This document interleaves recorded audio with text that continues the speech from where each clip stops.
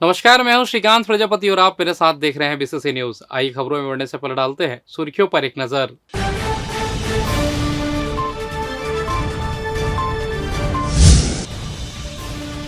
प्रधानमंत्री आवास योजना का मिला लाभ, पक्के मकान से सुधरी जिंदगी। महाअष्टमी पर हुआ विविध अनुष्ठान, जगह जगह लगा श्रद्धालुओं का तांता। नशीले दवाओं का व्यापार, पुलिस ने पकड़ी 35 शीशियां सिरप। दुर्गा पंडालों के पास चैन स्नैचिंग, भीड़ में सक्रिय हुआ गिरोह। तो ये थी सुर्खी। अब खबरें विस्तार से। उप मुख्यमंत्री अरुण साव लखीराम ऑडिटोरियम में आयोजित आवास मेले में शामिल हुए। उन्होंने जिले के 36,663 आवासहीन ग्रामीण परिवारों को आवास का स्वीकृति पत्र देकर खुशियों की गारंटी दी। उप मुख्यमंत्री ने जिनके पास पूर्ण हो चुके हैं उन्हें प्रतीकात्मक रूप से घर की चाबी भी भेंट की। हितग्राहियों के चेहरों की चमक देखते ही बनती थी। त्योहारों के मौसम में उनकी खुशियां दोगुनी हो गई। उप मुख्यमंत्री ने कहा कि हर व्यक्ति का सपना होता है कि उसका स्वयं का मकान हो। प्रधानमंत्री आवास योजना लोगों के सपनों को साकार करने वाली योजना है। हर गरीब का सपना सरकार का सपना बन चुका है। प्रधानमंत्री नरेंद्र मोदी और मुख्यमंत्री विष्णुदेव साय लोगों के लिए आवास का सपना पूरा करने का काम कर रहे हैं। इस वर्ष जिले में 33,019 हितग्राहियों का आवास योजना के तहत 132 करोड़ रुपए से ज्यादा की राशि स्वीकृत की गई है। राज्य सरकार द्वारा 18 लाख आवासहीन परिवारों को आवास की सौगात दी जा रही है। कार्यक्रम में तखतपुर विधायक धर्मजीत सिंह, जिला पंचायत अध्यक्ष अरुण सिंह चौहान, रामदेव कुमावत, राजेश सिंह, कलेक्टर अवनीश शरण, नगर निगम कमिश्नर अमित कुमार, जिला पंचायत सीईओ आरपी चौहान सहित अन्य जनप्रतिनिधि और बड़ी संख्या में आवास योजना के हितग्राही मौजूद थे। आवास का स्वीकृति पत्र और चाबी मिलने से हितग्राहियों के चेहरे खिल उठे। इनमें से कुछ हितग्राहियों ने अपनी खुशियां भी मंच से साझा की। मेहमंद के वेदलाल बघेल ने बताया कि वे पहले मिट्टी के घर पे रहते थे। बारिश के दिनों में हमें बहुत दिक्कतें होती थी। अब कच्चे घरों की परेशानियों से उन्हें छुटकारा मिल गया है। ये खुद के मकान हो, अच्छा मकान हो, जहां मोर लइका सम्मान से जी सके, इज्जत से जी सके, इज्जत से अपन भविष्य बना सके। कि हर एक व्यक्ति के सपना हो, चाहे वो छोटे आदमी हो, बड़े आदमी हो।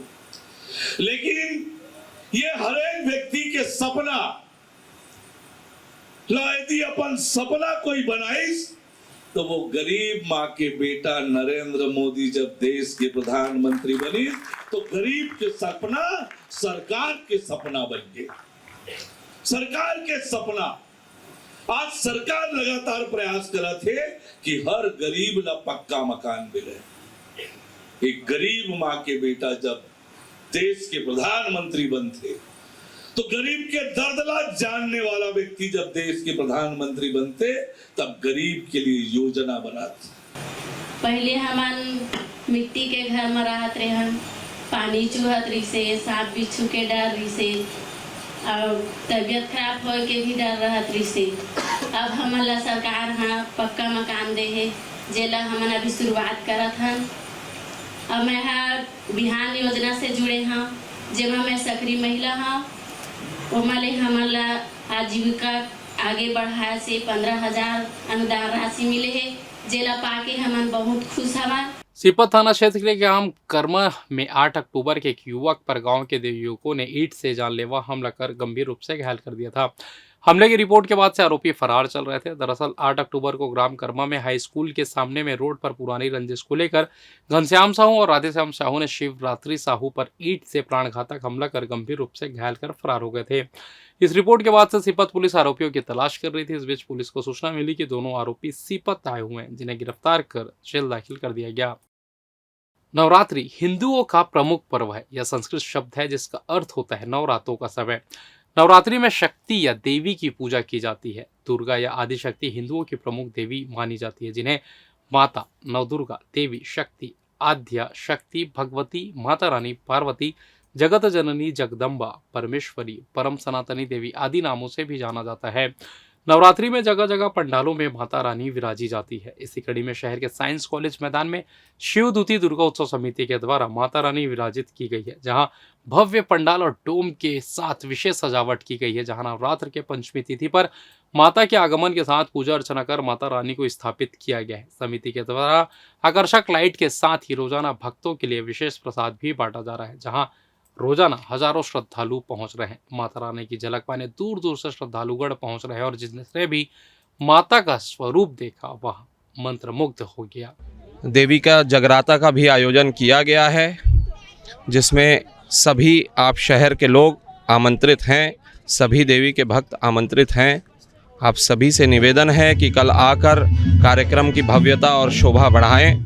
द्वितीय वर्ष में इतना भव्य आयोजन जो आप लोगों ने किया है, इसके लिए पूरे शहर वासियों की ओर से मैं आप लोगों को पुनः धन्यवाद देता हूं और यह विश्वास करता हूं कि आने वाले वर्षों में भी आप लोगों का आयोजन बहुत तामझाम से रहेगा और शहर की जनता जो है इस कार्यक्रम को देखने के लिए उमड़ पड़ेगी। नवरात्र के पावन उत्सव को पूरे अंचल में उत्साह पूर्वक मनाया जा रहा है। इसी क्रम में जगह जगह देवी मंदिरों में विशेष आयोजन किया गया। शुक्रवार को महाअष्टमी के अवसर पर चकरभाटा स्थित सुप्रसिद्ध शक्ति धाम जय मां अम्बे मंदिर में विशेष पूजन के साथ ही कन्या पूजा और हवन आदि के बाद भोग भंडारे का आयोजन किया गया। शारदीय नवरात्र की अष्टमी तिथि पर शुक्रवार को देवी मंदिरों और पंडालों में विशेष हवन पूजा जारी रही। इसी कड़ी में चकरभाटा स्थित सुप्रसिद्ध शक्ति धाम जय मां अम्बे मंदिर में पंजवानी परिवार द्वारा विशेष पूजा अर्चना की गई, जिसमें महागौरी पूजा, हवन, कन्या पूजन सहित अन्य भंडारे का आयोजन किया गया। आपको बता दें, भागचंद पंजवानी के नेतृत्व में मंदिर में विशेष साज सज्जा कर उचित व्यवस्था की गई थी, जहां उन्होंने जानकारी देते हुए बताया कि सुप्रसिद्ध शक्ति धाम जय मां अम्बे मंदिर में स्थापना के 24 साल पूरे हो गए हैं, जहां धूमधाम से नवरात्रि पर्व मनाया जा रहा है। उन्होंने बताया कि यहां माता की पूजा अर्चना करने से भक्तों की हर मनोकामना पूरी होती है। आज 24 साल पूर्ण हुआ, जिसके तत्वाधान में अम्बे जय मां अम्बे का श्रृंगार किया गया, महाआरती की गई, हवन पूजन किया गया, कन्या भोज किया गया। उसके बाद अभी आम भंडारे का भोजन आयोजन किया गया है। यहाँ पे जो भी आता है उसकी मनोकामना पूर्ण होती है। दृढ़ संकल्प के साथ जो भी अपनी इच्छा रखता है उनकी पूर्ण होगी। और जैसा कि आप सब देख पा रहे हैं, लगातार 24 वर्षों से ये माता का सेवा यहाँ निरंतर जारी है। चैत्र और कुमार दोनों नवरात्र में यहाँ सेवा माता की सभी भक्त जन यहाँ के मिलकर करते हैं। पंजवानी परिवार जो है वो निकट इसमें निरत है और दृढ़ता से यहाँ माता की सेवा करते रहते हैं। भक्तों की यहाँ विशेष आस्था है और इस आस्था के केंद्र में माता अभी तक सभी अपने भक्तों का जो है सभी मनोवांछित जो अभिलाषा थी उनकी उसकी पूर्ति करते आई हैं और आशा है माता की कृपा इसी तरह बनी रहेगी। पौराणिक मान्यताओं के अनुसार भगवान शिव को पाने के लिए कई वर्षों तक मां पार्वती ने कठोर तप किया था, जिससे उनके शरीर का रंग काला हो गया था। जब भगवान शिव उनकी तपस्या से प्रसन्न हुए तो उन्होंने उनको गौर वर्ण का वरदान दिया था। इससे मां पार्वती महागौरी भी कहलाई। महाअष्टमी या दुर्गाष्टमी को व्रत करने और मां महागौरी की आराधना करने से व्यक्ति को सुख, सौभाग्य और समृद्धि भी मिलती है। सब पाप भी नष्ट होते हैं। सुप्रसिद्ध शक्ति धाम जय मां अम्बे मंदिर में भी इन्हीं मान्यताओं के आधार पर अष्टमी होने के कारण मंदिर परिसर में विविध अनुष्ठान के साथ हवन रखा गया।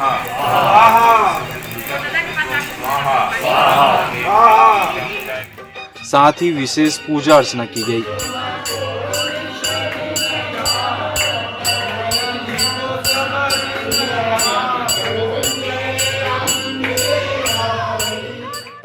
इसके बाद कन्या भोज की कन्याओं का पूजन, दान दक्षिणा और भोजन कराया गया।